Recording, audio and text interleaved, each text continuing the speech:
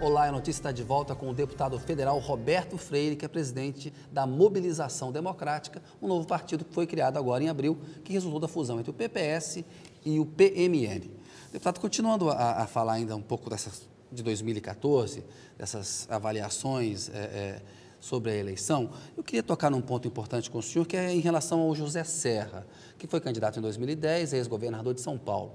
Ele está convidado para ir para a AMD, já respondeu para o senhor, pediu um tempo para pensar, se for para a AMD, é para ser eventualmente vice do Eduardo Campos ou candidato a governador de São Paulo, ou pode disputar a presidência?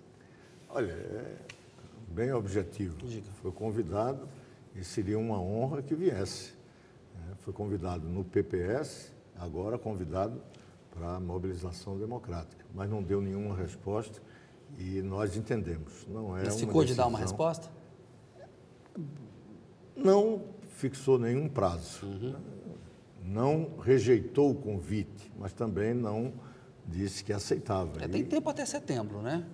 Mas nós estamos um pouco tranquilos e não vamos fazer nenhuma pressão completamente indevida, até porque entendemos que isso não é uma decisão fácil. Para quem fundou um partido e que é a sua principal liderança, sem nenhuma dúvida, com todos os problemas que possam ter ocorrido, não é fácil fazer essa decisão. Estamos aguardando e claro que seria para nós, repito, uma grande honra se ele viesse fazer parte dos nossos quadros. Para ser candidato, não. Aí essa coisa desfalou com ele, até porque é uma coisa que ele também não condiciona. Não falou nunca que se viesse era para ser candidato isso ou aquilo. Até porque eu também acho que não tem por que ele continuar com aquilo, incentivando o que a imprensa gosta de dizer, como se ele estivesse sempre buscando um cargo qualquer, sempre buscando. E não ele não condicionou, e é bom que ele mostre que tem um projeto para o país, independente de ser candidato a isso ou aquilo.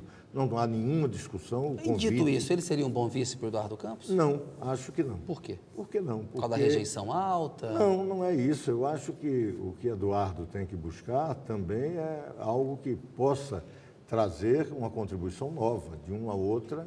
Ele seria muito bom se assumisse o apoio à candidatura de Eduardo. Eu acredito que aí seria de grande valia para Eduardo. E ser candidato a governador de São Paulo pela AMD? Não, a AMD tem uma posição definida de apoio ao Geraldo Alckmin. E vai marchar nesse sentido? Estamos marchando. Inclusive, uma coisa interessante aqui, que o PSB, também de Eduardo, tem esse mesmo projeto. Portanto, se a gente tiver essa decisão nacional, é fácil se acoplar com o PSB e fazer um palanque junto a Geraldo, com um candidato diferente a governador, um palanque duplo de presidente. Então, eventualmente, aí para o Serra, uma candidatura a deputado federal poderia ajudar a AMD a ter uma bancada mais forte na Câmara, não?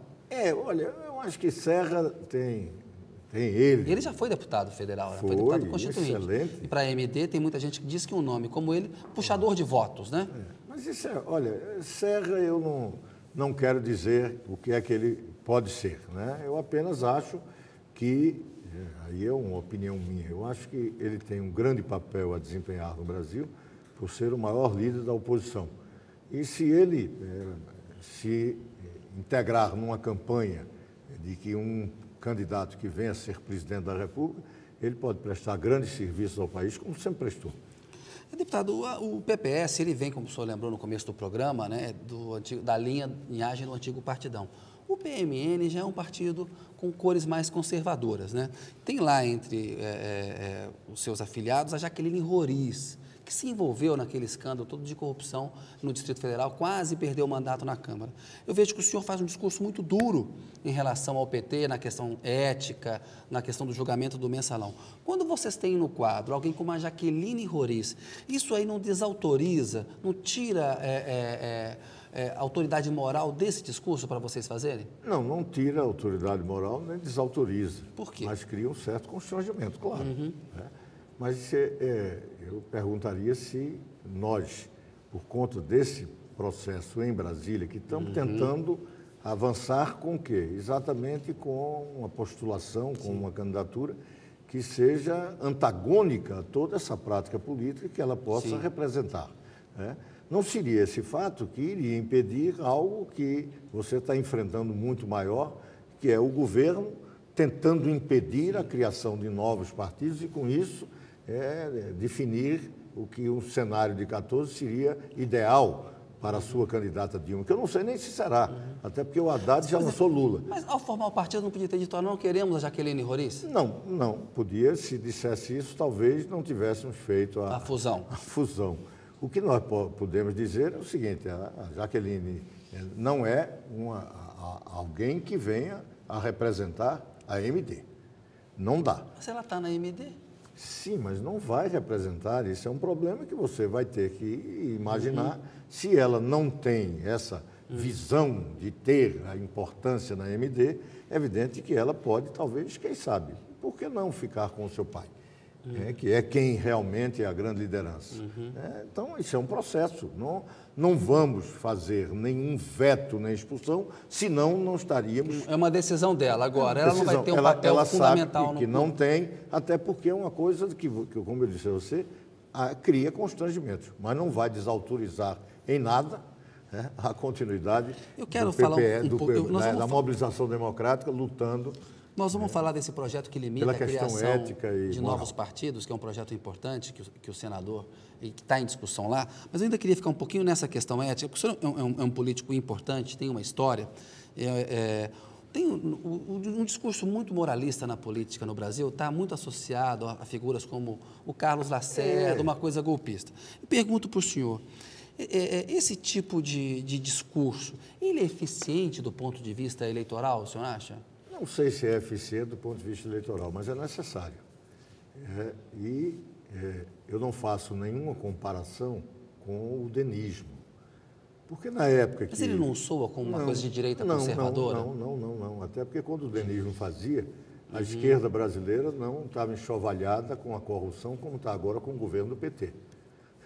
O que Lacerda fazia era tentar com isso atrair o moralismo, inclusive, das Forças Armadas, para derrubar o governo. Acabou conseguindo, né? Claro, e foi vítima dele. Não foi só isso, não vamos... Mas não contribuiu. Não vamos, claro, contribuiu tudo, mas não foi isso. O determinante. Foi por outros motivos, foi motivo político, porque era uma esquerda que queria fazer a revolução. Vamos separar essa esquerda que hoje... que o Jango queria dar um golpe? Não era Jango, mas você tinha as ligas camponesas, você tinha Miguel Arraes, você tinha um partido comunista buscando a legalidade.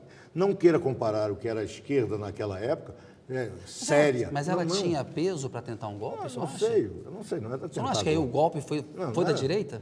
Foi o golpe da direita e foi. Manifestações da família com Deus pela liberdade, patrocinado pelo empresariado, que hoje o empresariado patrocina é Lula, como lobista.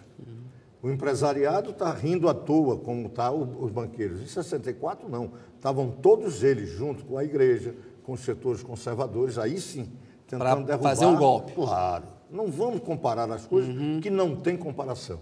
O que o PT fez no governo foi enxovalhar com a esquerda com a corrupção. Lá, quando acusavam o governo da corrupção, era para derrubar um governo que queria fazer a reforma de base e mudar o Brasil, e não fazer a política que apenas atende ao interesse dos setores da direita nacional. A gente tem aí, deputado, assim, ex-integrantes da cúpula do PT que levou o Lula ao poder em 2002, né? O José Dirceu, o José Genuíno, o João Paulo, todos condenados no Supremo por corrupção ativa, formação de quadrilha, está na fase de recurso, o Supremo vai analisar, mas tem uma condenação. O PT argumenta que o seguinte, o Supremo que condenou políticos petistas por corrupção, dos 11 membros que começaram o julgamento, 8 foram indicados por presidentes petistas. Que os 2 procuradores, o que fez a denúncia e o que depois o que acusou, foram indicados pelo PT respeitando aquele critério de o mais votado na categoria.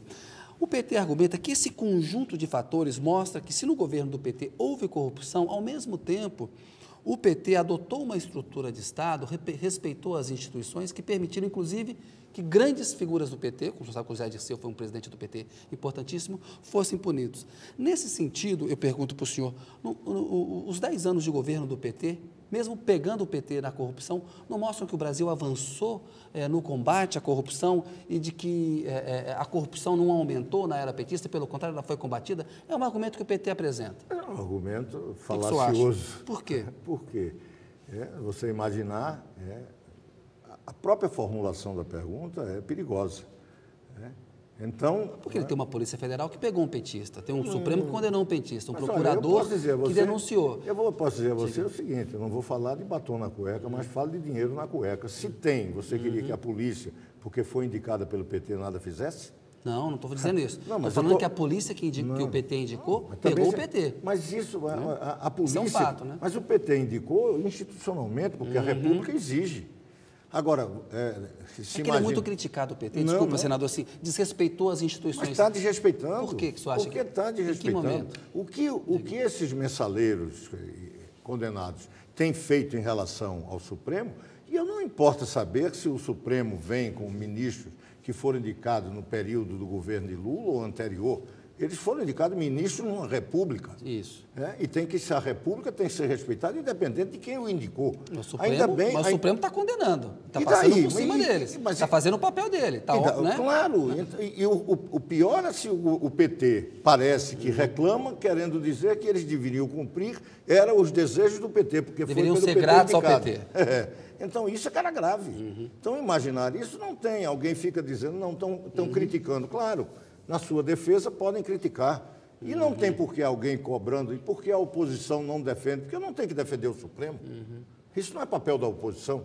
O que a oposição tem que defender é quem ataca o Supremo, em respeito às instituições republicanas. Eu não tenho que ir lá estar defendendo porque está sendo contestado por uma defesa de quem por lá foi condenado. Está exercendo o seu direito de defesa. Acabou, pronto.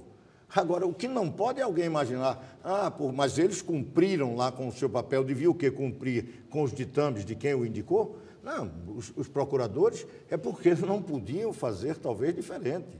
A coisa era tão evidente, e é um escândalo grave. Claro, é um escândalo grave. Então é isso. O senhor foi não tem o que discutir nesse aspecto, ao contrário. Repare o que, por exemplo, Zé Disseu fez com o ministro Fux. Um constrangimento nacional. Porque era como se dissesse que a indicação tinha a ver com uma postura no julgamento do mensalão. Acho que deixou mal a presidente Dilma, que indicou e mostrou o PT que o tinha um interesse. Que tinha, talvez, essas coisas. Agora, deixou mal o Fux também. Também, né? Claro. Embora ele tenha dado a resposta que devia, até porque pode até ter havido isso, mas lá ele atuou como magistrado. O que ele disse é o seguinte, que quando ele passou a conhecer o processo, aí ele mudou de opinião. Pronto, né? Então você tem que admitir que ele pelo menos teve isso. E se falhou em coisa privada e absurda que a presidente Dilma tivesse aceitado. O senhor é um homem que foi um importante líder do Congresso lá no governo Itamar Franco. O Itamar, quando a gente pergunta para as pessoas aqui no Pinga Fogo a respeito dele, as pessoas sempre destacam a intolerância do Itamar em relação à corrupção. E o senhor foi um importante auxiliar do Itamar. Aí veio o governo Fernando Henrique, houve a aprovação da emenda da reeleição em 97, uma mudança de regra no meio do jogo, houve suspeita de compra de votos, acusação, matéria lá da Folha de São Paulo, do Fernando Rodrigues. O Procurador-Geral da República, durante todo o governo Fernando Henrique, tinha o apelido de Engavetador-Geral da República, o Geraldo Brindeiro. Eu pergunto para o senhor, que teve com o Itamar, testemunhou o governo Fernando Henrique, apoiou o governo Lula, depois rompeu com o governo Lula. Eu pergunto para o senhor, o governo Fernando Henrique foi menos ou semelhante em termos de corrupção ao governo do PT?